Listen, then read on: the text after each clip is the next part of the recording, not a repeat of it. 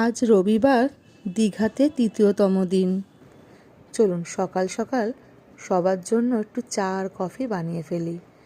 আমি আর দিয়া খাবো কফি, আর আমার হাজবেন্ড বলল একটু চা খাবে। তাই আজকে ভাবলাম যে সকাল সকাল চা খেয়ে একটু মোহনার দিকে যাব।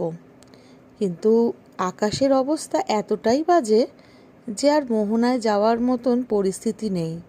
কেন মোহনার দিকটায় সকাল সকাল গেলে বেশি ভালো হয়, কেন বাজারটাও পাওয়া যায় আর ওখানে অনেক রকমের দেখার আছে, মাছের বাজার তো আছেই, আর সাইট সিনগুলোও খুব সুন্দর।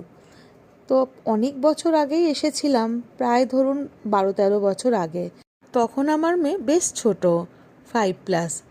বাইরে থেকে এই গুঁড়ো দুধের প্যাকেটগুলো নিয়ে আসা হয়েছিল কয়েকটা, কেননা হোটেলের যে মিল্ক স্যাশেগুলো দিয়েছিল খুব একটা ভালো ছিল না। আর এখানে একটা ছোট ফ্রিজও আছে, এখানে আপনি অনেক রকমের কোল্ড ড্রিঙ্কস রাখতে পারেন, বা যারা ধরুন ড্রিঙ্ক করে তো তারা কিছু একটা আনতেই পারে, রাখতেই পারে, সেটা বুঝতেই পাচ্ছেন। তো এখানে আমি রেখেছি কিছু কিছু জিনিস, যেমন বিস্কুট আছে, তারপর আরও কিছু কিছু জিনিস, ব্রাশ, সব কিছু এই ড্রয়ারটার মধ্যে থাকে। আমি এখানে চাটা বানিয়ে নিই আর আপনাদের সাথে একটু কথা বলি। আমার হাজব্যান্ড অবশ্য চা খাবে, আমি আর আমার মেয়ে কফি খাবো। আর যেটা বলছিলাম, প্রথমে তো ভেবেছিলাম যে এতগুলো দিন দীঘাতে কি করব।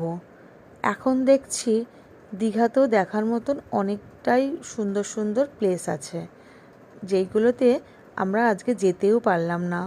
মোহনার দিকে যাওয়ার খুব শখ ছিল, সেই জন্য আমরা উঠেছিলাম সকাল সকাল, তাও বলতে পারেন ভোরবেলায় 5টা 5:30টাতে উঠেছিলাম। উঠে সবাই রেডিও হয়ে গেছি, কিন্তু এমন বৃষ্টি এলো, আবার সেই অপেক্ষায় থাকছি যে কখন থামবে। থামতে থামতে অনেকটা দেরিই হয়ে গেল। কি করব, আর মনে হয় মোহনায় যাওয়া হবে না। আরও ভেবেছিলাম আশেপাশে অনেকগুলো দেখার জায়গা আছে, আর সমুদ্রে তো ভালো করে নামতেই পারলাম না, তাই মনটা একটু খারাপ।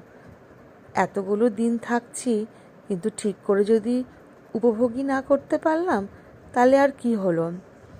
তাই দেখা যাক, যদি বৃষ্টিটা কমে তাহলে একটু যাব জগন্নাথ মন্দিরে। দেখতে দেখতে যে কি করে 3টে দিন কেটে গেল বুঝতেই পারলাম না। আর তার মধ্যে তো বৃষ্টি লেগেই আছে, ভালো করে যে একটু ঘুরবো সেটাও হয়ে উঠলো না। কিন্তু তার মধ্যেও না বেশ আনন্দও ছিল,